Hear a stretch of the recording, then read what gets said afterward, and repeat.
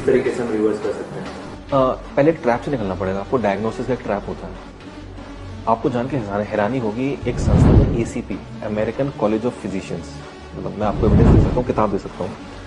ACP नाम याद रखिएगा, अमेरिकन कॉलेज ऑफ फिजिशियंस। ये वर्ल्ड हेल्थ ऑर्गेनाइजेशन से ज्यादा बड़ी बॉडी है। इनके पास ज्यादा डॉक्टर्स की टीम है, इनकी बड़ी डॉक्टर की टीम है, WHO से बड़ी टीम है। इन्होंने 2018 में एक नई डायबिटीज गाइडलाइंस निकाली।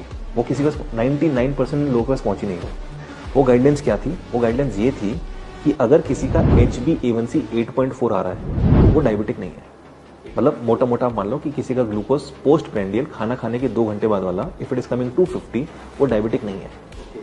ऐसे में खुशी की लहर दौड़नी चाहिए, बट मेडिकल फेटर्निटी में मातम छा गया। मैं नोएडा में ट्रैफिक में फंसा हुआ था, तो बाहर देखा तो देखा सारे डॉक्टर लोग खड़े हुए हैं, यहाँ पे ब्लैक कलर का पट्टी डाली हुई है, हम काम नहीं करेंगे, हम काम नहीं करेंगे। भाई ACP ने बोला है, तुम लोग खुश हो ना, because this research was beneficial but not profitable. Getting my point? तो उसको ये मान तो लिया, बट आम जन तक नहीं पहुंचने दिया। किसी को पता चला ये मैंने ACP के बारे में किसी सुना ही नहीं होगा, ये रिसर्च पर हुई। ऐसी एक संस्था है कॉकरेन, COCHRANE, कॉकरेन कोलैबोरेशन, कॉकरेन लाइब्रेरी, कॉकरेन डेटाबेस, ये एक ही नाम है। इनके लगभग 125 या 130 कंट्रीज में ऑफिस है।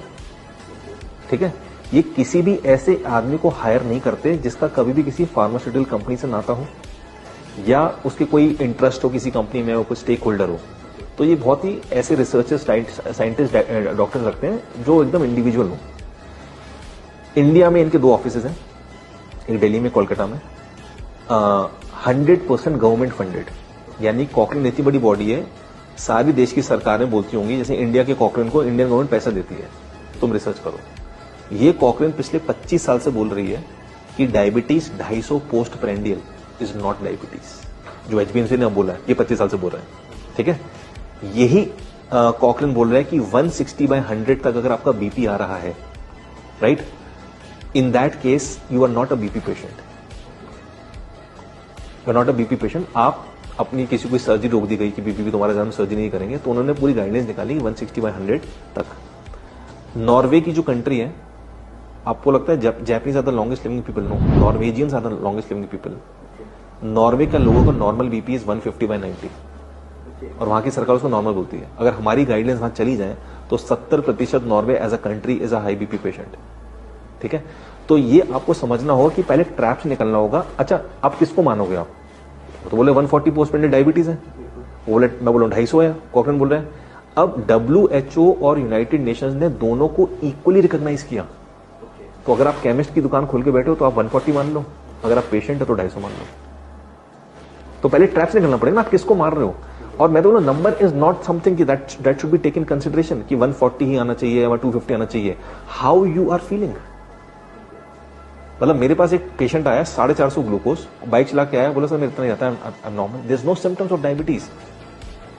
तो एक ही आपका जूते का पैर 9 हो सकता है, 10 हो सकता है, मेरा 8 है, किसी का 7 हो सकता है। यू कैन नॉट से ना कि नहीं 140 कर दो बस सबकी। तो 2003 में ओवरनाइट इंडिया में, मतलब उस साल में अचानक से 1 करोड़ इंडियंस डायबिटिक बन गए। क्योंकि 1997 तक क्या होता था, हम लोग WHO को फॉलो करते थे। WHO बोलते कि फास्टिंग 123 इज नॉट डायबिटीज। फिर क्या हुआ, 2003 में हमने 3 पैरामीटर्स बना दिए।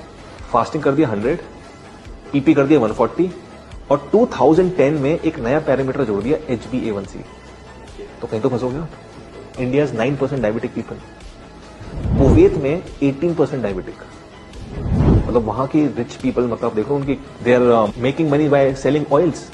वहां पे जितने भी डायबिटिक हैं कुवैतीज, अपने लास्ट के दिनों में 50% अंधे हो जाते हैं।